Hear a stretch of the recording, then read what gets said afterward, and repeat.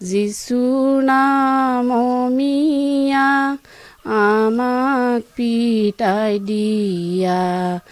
যিচুৰ নামমিয়া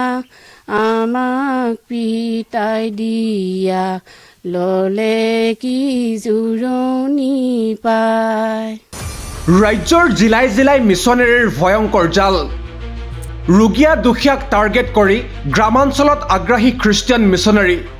তিনিচুকীয়াৰ মৰাণ জনগোষ্ঠীৰ 12টা পৰিয়াল ধৰ্মান্তৰ হল খ্ৰীষ্টিয়ানলৈ ভূমিপুত্ৰক সংখ্যালঘু কৰাৰ ষড়যন্ত্ৰৰ আঁৰত কোন ৰাজ্যত সম্প্ৰতি হিন্দু সনাতনক খ্ৰীষ্টিয়ান ধৰ্মলৈ ধৰ্মান্তৰ কৰাৰ ব্যাপক ষড়যন্ত্ৰত নামিছে মিছনেৰী ৰোগ নিৰাময় কৰাৰ অচিলাৰে কুটকৌশল ৰচনা কৰি গ্ৰামাঞ্চলৰ দুখীয়া ৰাইজক ধৰ্ম সলনি কৰিবলৈ বাধ্য কৰাইছে মিছনেৰীয়ে মিছনেৰীৰ এই ভয়ংকৰ জালত ৰাজ্যৰ বিভিন্ন জিলাৰ লোকৰ লগতে ভৰি দিছে তিনিচুকীয়া জিলাৰ ভিতৰুৱা অঞ্চলৰ কেইবাটাও পৰিয়ালে প্ৰাপ্ত তথ্য অনুসৰি জিলাখনৰ বুঢ়ীদিহিং মৌজাৰ বালিজান বোকাপথাৰ দীঘলীপথাৰ নকঠালগুৰি চিকৰাজান তৰাণী আৰু ৰতনীপথাৰ গাঁৱৰ মুঠ 12টাকৈ পৰিয়ালে বিগত 2টা বছৰত খ্ৰীষ্টিয়ান ধৰ্ম গ্ৰহণেৰে দৈনিক কৰি গৈছে যিখুৰ বন্দনা উল্লেখ্য যে গ্ৰামাঞ্চলৰ দুখীয়া ৰোগীয়া পৰিয়ালক যিখুৰ বন্দনা কৰিলে সকলো ৰোগ আৰোগ্য হয় বুলি সন্মোহিত কৰে মিছনেৰীৰ যাজকে লগতে আশ্বাস দিয়ে পৰিয়ালসমূহক আৰ্থিকভাৱে সহায় কৰাৰ অথবা সন্তানৰ শিক্ষাৰ দায়িত্ব লোৱাৰ ইয়াতে প্ৰলোভিত হৈ গাঁৱৰ সাধাৰণ ৰাইজে গ্ৰহণ কৰিছে খ্ৰীষ্টিয়ান ধৰ্ম কিয় ভূমিপুত্ৰ লোকে খ্ৰীষ্টিয়ান ধৰ্ম গ্ৰহণ কৰিছে শুনক এই ভাষ্য বহুত মানে কিবা কিবি হৈছিল আৰু বেমাৰ হয় ৰাতিটোতে হয় বা কেতিয়াবা দিনতো হয় সেইটো কাৰণে বহুত কৰিও আৰু আমাৰ ধৰ্ম যি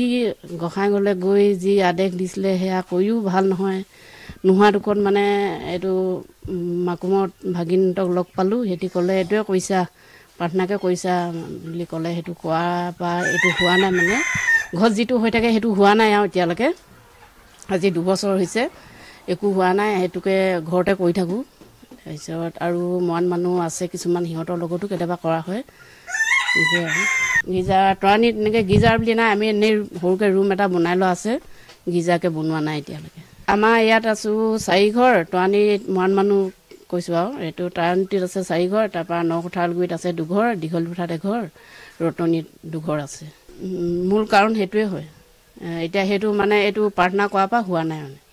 ঘৰত কিবা কিবি শব্দ দিছিলে সেইবোৰ নহয় এতিয়া বাৰীটো কিবা কিবি হয় শব্দ দিয়ে ৰাতি হুমুচিয়া একো নহয় ধৰ বাটুলগুটি মৰা নিচিনা টিঙত কিবা কিবি পৰেহি সেইটো হোৱা নাই এতিয়ালৈকে ঘৰত ঘেৰাং ঘুৰুং বজা পকা ঘৰটো ধৰ ললি যায় হিলি ভূমিকম্প দিয়া নিচিনা হিলে সেইবোৰ হোৱা নাই প্ৰাৰ্থনা মানে প্ৰথম বাক্য লৈ 2টামান বাক্য কোৱা হয় তাৰপিছত প্ৰাৰ্থনা গান স্তুতি কৰা হয় যিচুৰ নামমিয়া আমাক পিতাই দিয়া যিচুৰ নামমিয়া আমাক পিতাই দিয়া ললে কি জুৰণি পায় ল'ৰা ছোৱালী সকলোৱে গাওঁ গধূলি সময়ত গোটেইকেইটা যদি লগত থাকোঁ তেতিয়া কৰোঁ নহ'লে অকলে কৰোঁ আমাৰ মানে বেমাৰ হোৱাৰ পিছত গোটেই গাঁৱে চবে গম পায় যিটো হৈছিলে মোৰ চবে আমাৰ মানুহজনো বা ময়ো গাঁৱত ওলাই গ'লে চবে হাঁহিছিলে ভূত লগা বুলি তাৰপিছত এইটো কোৱাৰ পৰা এতিয়া চবে গম পোৱাৰ পিছত ওচৰ চুবুৰীয়া চবে কৈ মানে চবে এঘৰীয়া কৰি দিলে সেইকাৰণে আমি এতিয়া নামঘৰত নাযাওঁ গাঁৱৰ সমাজলৈ নাযাওঁ এনেইতো এৰি দিয়া নাই আমি আৰু সংঘ হিচাপে আমাক এৰা নাই আমিও এৰা নাই সংঘক আমাৰ ঘৰলৈ মিছনেৰী মানে অৰুণাচলৰ পৰা আহে এতিয়া বিশেষকৈ একো নকয় মুঠতে পৰিত্ৰাণৰ বিষয় লৈ কয় আৰু এইটো প্ৰাৰ্থনা কৰি দিয়ে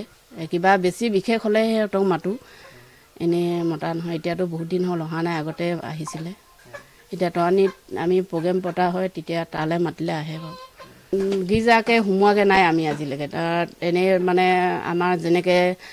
অফিচ আছেতো সিহঁতৰ তাতো এটা অফিচ আছে তালৈ যোৱা হয় কেতিয়াবা কিবা প্ৰয়োজন হ'লে যাওঁ এনেই নাযাওঁ টকা পইচা নকয় আজিলৈকে আমি সহায় বিচৰাও নাই দিয়াও নাই আমি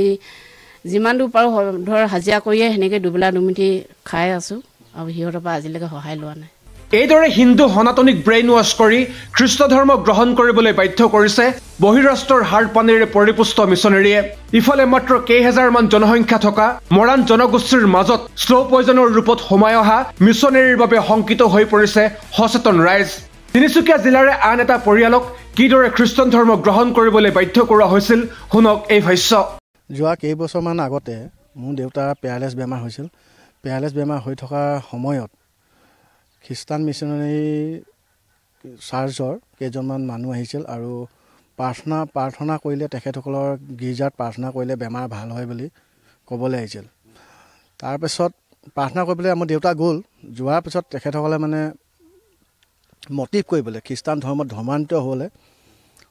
বিভিন্ন ধৰণে মানে মাইণ্ডটো ৱাছ কৰিবলৈ বিভিন্ন ধৰণৰ তেখেতসকলৰ উচ্চ পৰ্যায়ৰ খ্ৰীষ্টান লোক আহে। তিনিচুকীয়াৰ পৰা আহে, কেতিয়াবা হেৰিয়ৰ পৰা কোকৰাঝাৰৰ পৰা আহে। তেতিয়াই তেখেতসকলে প্ৰলোভন দিব বিচাৰে, কিবা যদি বেমাৰ আজাৰ হয় ভৱিষ্যতলৈ আমি বাহিৰলৈ লৈ যোৱাৰ ব্যৱস্থা সম্পূৰ্ণ ফ্ৰী হ'ব। তাৰপিছত কিছুমান যদি কিবা সা সুবিধা লাগে, যেনেকৈ টিংপাত লাগে, টিউবৱেল লাগে, সেইটো দিয়াৰ ব্যৱস্থাৰ কথা কয়।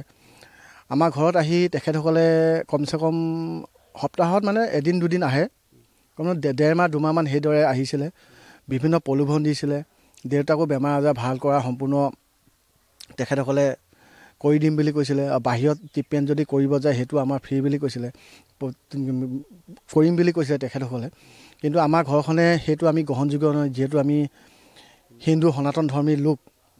আৰু আমাৰ যিটো ওপৰ পৰিসৰ যিটো ধৰ্মতে আমি চলি আছোঁ সেইটো ধৰ্মতে থাকিম বুলি ক'লোঁ। লাহে লাহে তেখেতসকলৰ অহা যোৱা কমিলে। কিন্তু এটা পৰিতাপৰ কথা, এনেধৰণে তেখেতসকলে আহি আমাৰ অঞ্চলটোত বিভিন্ন ধৰণৰ সহজ সৰল ৰাইজক এইদৰে প্ৰলোভন দি কেনে ধৰ্মান্তৰিত কৰিছে। আজি সময়ত এইটো একেবাৰে মানে পৰিতাপৰ বিষয় হৈ পৰিছে আৰু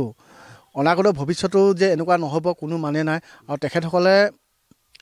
কিছুমান সুবিধা মানে সুযোগ সুবিধা বুজি কেনে সেই জালটো পেলাইছে। যেনেকৈ এটা বেমাৰত লৈ আহিছে, ধৰ দুখীয়া হিচাপে কিছুমানক সহায় সহযোগ কৰে, কিছুমানে ল'ৰা ছোৱালী পঢ়াব নোৱাৰে, সেই পঢ়া শুনাৰ দায়িত্ব লৈ এই ধৰণে তেখেতসকলে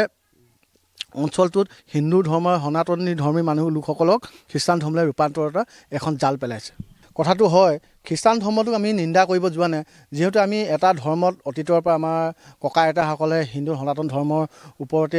আমাৰ সমাজখন চলে। সেই হিচাপে আমি খ্ৰীষ্টান ধৰ্মকো নিন্দা কৰিব যে ধৰ্ম চবৰে বেলেগ বেলেগ। কিন্তু তেখেতসকলে মানে মই একেবাৰে আৰ্থিকভাৱে টনকিয়াল নহয়, তেতিয়া মোৰ ল'ৰাটো সম্পূৰ্ণ পঢ়াৰ দায়িত্ব লয় আৰু লাহেকৈ পঢ়া শুনা তেখেতে নাগালেণ্ডত পঠিয়াই দিব, গুৱাহাটীত পঠিয়াই দিয়ে বা ঝাৰখণ্ডত পঠিয়াই দিয়ে, সম্পূৰ্ণ পঢ়াৰ দায়িত্বটো লয়। পঢ়াৰ দায়িত্বটো লোৱাৰ পাছত ল'ৰা এনেকুৱা হ'ব তামক হ'ব, লাহেকৈ ধৰ্মান্তৰিটোত মাইণ্ডটো ৱাছ কৰি কিনে তেখেতসকলে শপত বাক্য কৰাই তেখেতসকলে হেৰিয়ত প্ৰাৰ্থনা কৰে, খ্ৰীষ্টান ধৰ্মে ৰূপান্তৰ কৰি লয়। মন কৰিবলগীয়া যে কেৱল প্ৰাৰ্থনাৰে দুৰাৰোগ্য ৰোগ নিৰাময় হয় বুলি সাধাৰণ ৰাইজক প্ৰলোভিত কৰে এই চক্ৰটোৱে। অন্ধবিশ্বাসৰ কৰাল গ্ৰাহত পৰি এতিয়া এনেদৰে খ্ৰীষ্ট ধৰ্ম গ্ৰহণ কৰিছে ৰাজ্যৰ শ শ লোকে। চৰকাৰ বাহাদুৰ হিন্দু মুছলমানৰ ৰাজনীতিক লৈ ব্যস্ত হৈ থকাৰ সুবিধা গ্ৰহণ কৰি